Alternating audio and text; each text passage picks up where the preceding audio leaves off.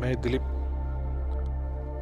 आज आपको awaken lab की आत्मा, इसकी नींव और इसके जन्म का कारण बताना चाहता हूँ। यह कोई चैनल नहीं है, यह एक प्रयोगशाला है आपके भीतर छिपे हुए सत्य के लिए। 50 वर्षों की आध्यात्मिक यात्रा, कबीर से लेकर अद्वैत तक, ध्यान से लेकर मौन तक, मठों से लेकर पहाड़ों तक, मैंने बहुत कुछ देखा, पढ़ा, समझा और अनुभव किया।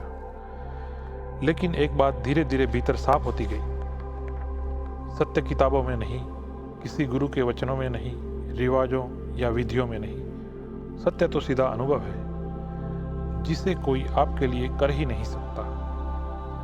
हम वर्षों तक आरतियां करते रहे, यात्राएं करते रहे, मंत्र पढ़ते हैं, साधनाएं करते हैं, पर असली परिवर्तन तब शुरू होता है जब हम अपने भीतर पहला छोटा आंतरिक प्रयोग करते हैं। यही समझ अवेकन लैब का बीज बनी। अवेकन लैब कोई संस्था नहीं, यह कोई मत, कोई पंथ, कोई मान्यता भी नहीं। यह है आत्म जागरण की प्रयोगशाला, आवश्यकता रहित आध्यात्मिकता का स्थान,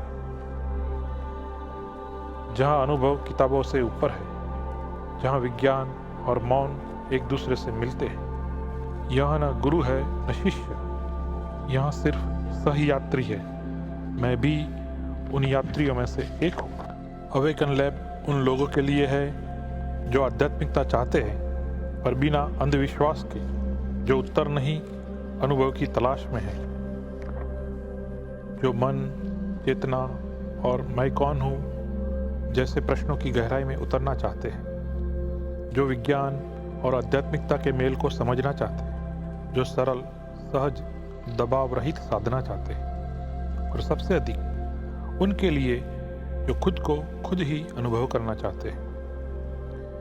इस यात्रा में हम साथ मिलकर खोजेंगे मैं कौन हूँ का वैज्ञानिक और आध्यात्मिक प्रयोग, अद्वैत के सरल अनुभव, विचारों का अवलोकन बिना उन्हें रोकने की कोशिश किए, मौन का विज्ञान, अवेयरनेस के छोटे प्रयोग, लाइव इनर एक्सपेरिमेंट्स, और सबसे महत्वपूर्ण, कैसे सत्य को अपने भीतर अनुभव किया जाए बिना किसी बाहरी सहारे के।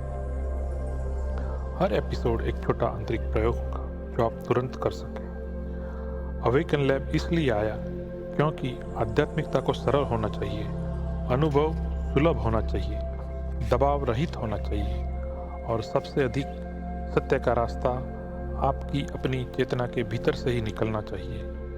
मैं बस एक सही यात्री हूँ और आपसे बस इतना कहना चाहता हूँ, अपने भीतर प्रयोग शुरू करें, सत्य अपने आप प्रकट हो जाएगा। अवेकन लैब में आपका स्वागत है। हम इस यात्रा को साथ मिलकर पूरा करेंगे। अपनी ये यात्रा जारी रहेगी, तब तक जागरूक रहे, जिज्ञासु रहे और अपनी आंतरिक प्रयोगशाला को जीवित रखें।